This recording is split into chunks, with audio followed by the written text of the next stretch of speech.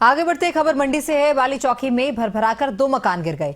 9 घरों में बड़ी बड़ी दरारें आ गई। एहतियातन घर खाली करवाए गए हैं। बता दें कि हादसे में किसी तरह की कोई जनहानि नहीं हुई है। 9 घरों में बड़ी बड़ी दरारें आई, जिसके बाद एहतियात बरतते हुए इन 9 घरों को खाली करवा लिया गया है।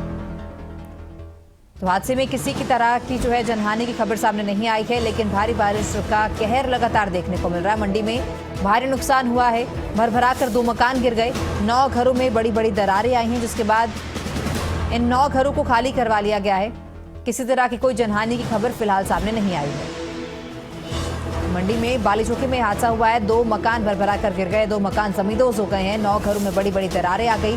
खतरा अभी भी बना हुआ है, जिसको देखते हुए एहतियात के तौर पर इन 9 घरों को खाली करवा लिया गया है। लेकिन गनीमत रही कि इस हादसे में किसी तरह की कोई जनहानि नहीं हुई। इसी पर ज्यादा जानकारी के लिए हमारे ब्यूरो मनोज धीमान जुड़ चुके हैं। मनोज, क्या ज्यादा जानकारी है? मंडी में फिर से स्थिति खराब होती हुई नजर आ रही है। 2 मकान जमींदोज हो गए हैं। अभी भी 9 घरों को खाली करवाया गया है।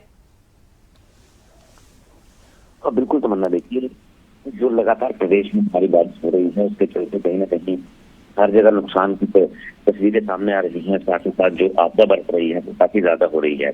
और इसी के चलते मंडी के बाली चौकी में भी बीती रात को 2 मकान जमींदोज हो गए हैं।